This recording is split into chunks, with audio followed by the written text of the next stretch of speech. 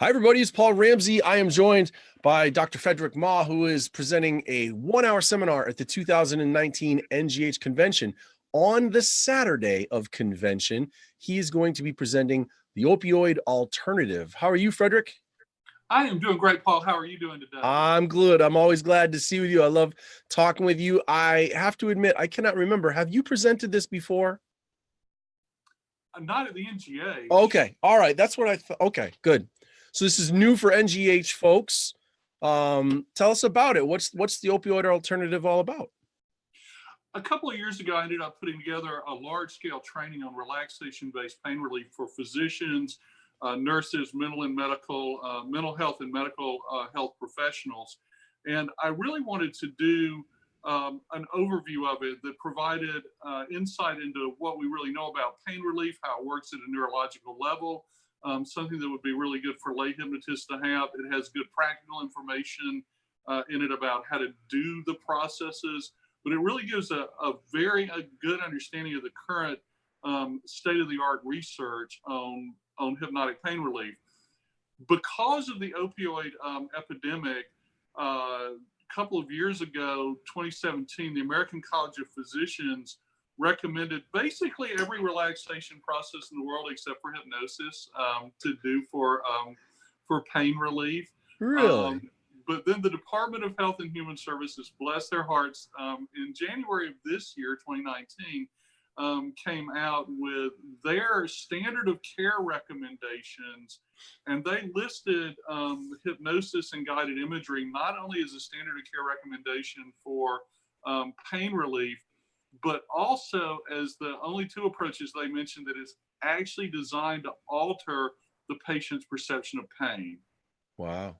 Everything else, mindfulness, cognitive therapy, several other behavioral therapies, they're all designed to help people function better in spite of the presence of pain, which is great. I mean, that's a great clinical goal.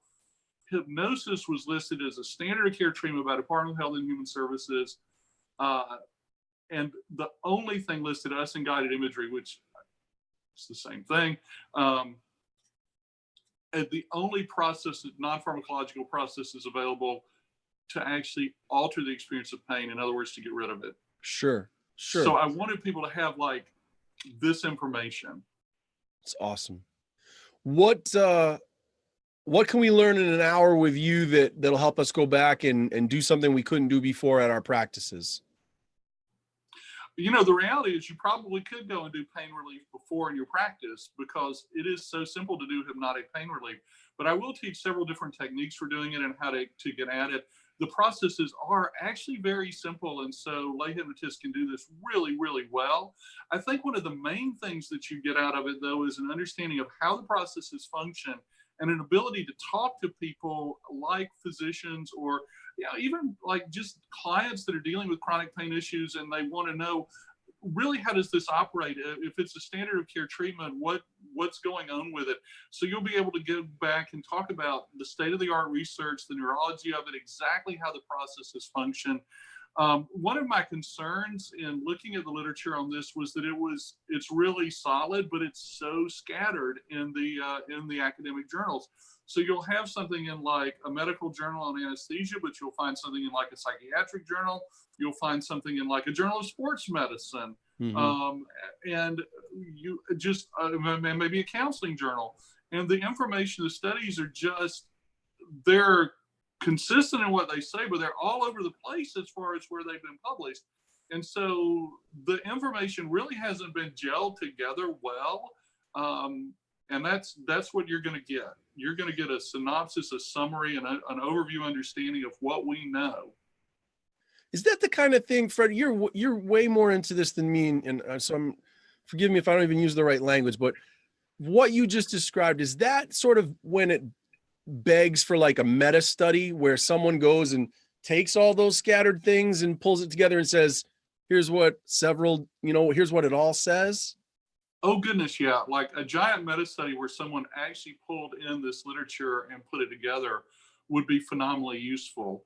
And it's interesting as you look at the studies. I mean, a lot of them are almost like, well, we're starting at square one. Like they'll have a little literature review, but they're sort of like, yeah, we're kicking this off. And I'm like, really, there is a huge volume of peer-reviewed in again, medical and psychological, psychiatric journals, huge volume of literature that's physical therapy journals, huge volume of literature that's been published, but it really hasn't been gelled together well.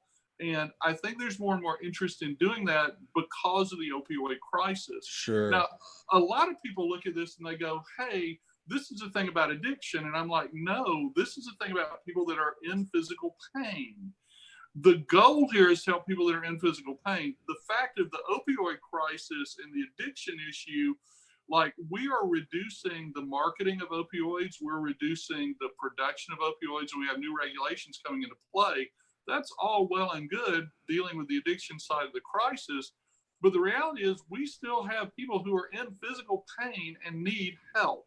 Right. And this process is about that. Now, of course, if you've got someone who actually has an addiction, a drug dependence, then, well, yeah, like, you need a non-pharmacological process to do with them to help them get rid of pain if they actually got pain. Like, that is hugely helpful. But I keep getting invited to, like, speak at addictions conferences and stuff, and I go and do it. But I'm like, this is really not about addiction. This is really about just helping people that are in pain not be in pain, which is one of the greatest things you can do in your practice. Right. Right. Every hypnotist should be doing this. Like, it is such a benefit. Anything you're working on, like, if your client is in physical pain, getting rid